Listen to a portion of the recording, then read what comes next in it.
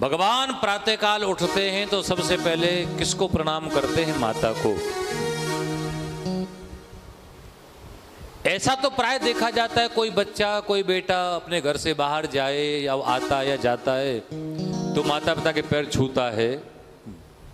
पर ऐसा किसी किसी के घर में होगा, शायद किसी के घर में होगा कि जो बच्चे उठ करके सबसे पहले माता पिता के चरणों को छूते हों।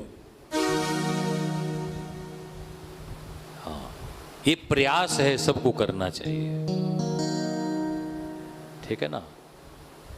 जब तक आपके घर में माता पिताओं का सम्मान नहीं होगा ना, भगवान खुश नहीं होते हैं, ठीक है। ऐसे बहुत बच्चे हैं, ऐसे बहुत लड़के हैं, पुत्र हैं जो माता पिता की परवाह नहीं करते, माता पिता की सेवा नहीं करते और तीर्थों में जाते हैं, वहां स्नान करते हैं, दान करते, पुण्य करते हैं, भगवान का दर्शन करते हैं, और माता पिता से कोई उनका लेना देना नहीं है।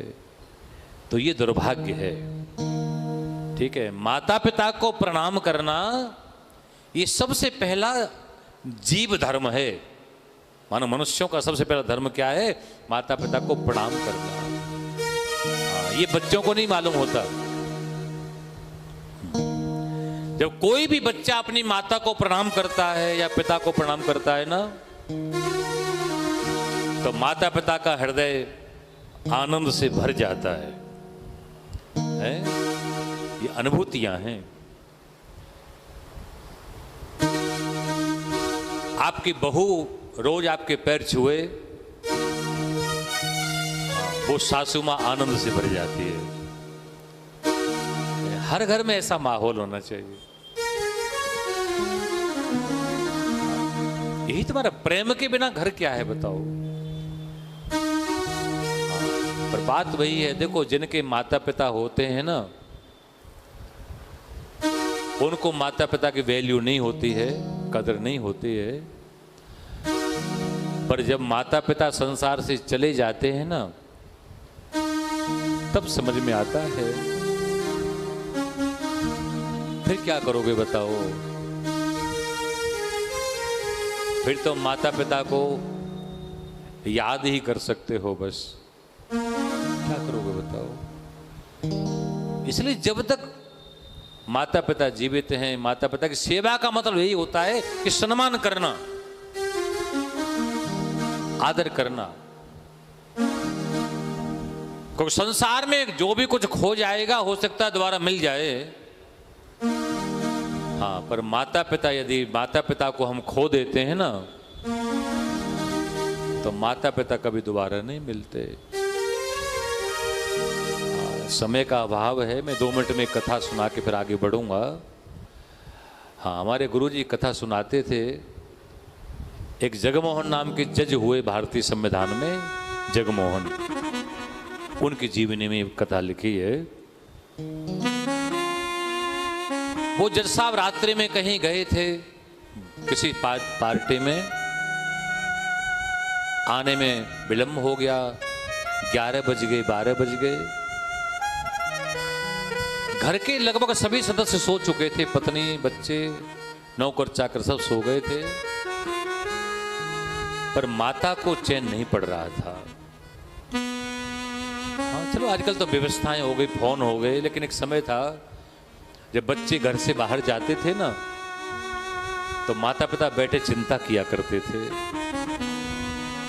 बेचारी माता, जैसे रात बढ़ रही थी उसकी व्याकुलता बढ़ रही थी। 12 बज गया, 12 बज गया, 1 बज गया, पुत्र नहीं आया, और माता बड़ी व्याकुल हो। लगभग 2 बजे के बाद में वो जज साहब आए, दरवाजा खटखटाया तो माता वहीं बैठी थी ना।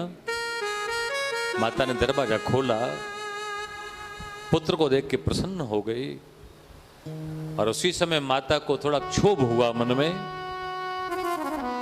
और बड़ी जोर से माता ने एक थप्पड़ अपने बेटे के गाल पर मार दिया, जड़ दिया।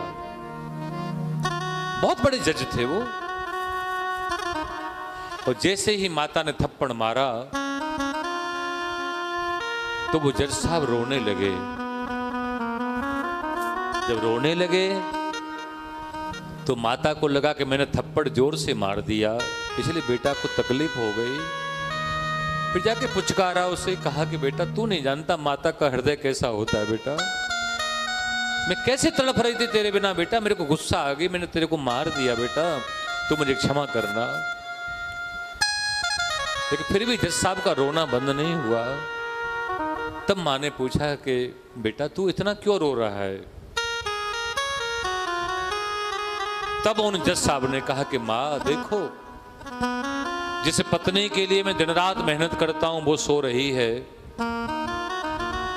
बच्चों के लिए दिन रात कमाता हूं, मेरे बच्चे सो रहे हैं, नौकर चाकर सब सो रहे हैं, पर धन्य है माता तेरा प्रेम,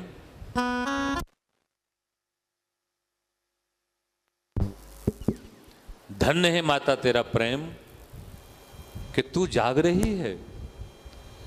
तो जज साहब ने कहा मां मैं इसलिए रो रहा हूं कि मां जब तू संसार से चली जाएगी तो इस तरह से मेरी प्रतीक्षा कौन करेगा, है? मेरा इंतजार कौन करेगा?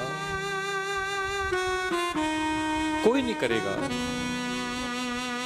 तो बस यही बात है कि माता में कितना प्रेम होता है, ये भी कह सकते हैं कि महाराज संसार के बेटे नहीं, ईश्वर भी माता के प्रेम को नहीं समझ पाया। एक माता में बेटे के लिए कितना प्रेम होता है। और किसकी कहें, हमारे कन्हैया, यशोदा मैया का प्रेम वो भी नहीं समझ पाए। इस प्रकार से भगवान मात पिता गुरु नावहि माथा, प्रातः काल उठ के रघुनाथा। इसके बाद में एक बड़ा सुंदर चरित्र, इससे पहले एक चौपाई यहां पर बड़ी सुंदर लिखी है। जिहि विधि सुखी होहि पुर लोगा, करहि कृपा निधि सोई संयोगा।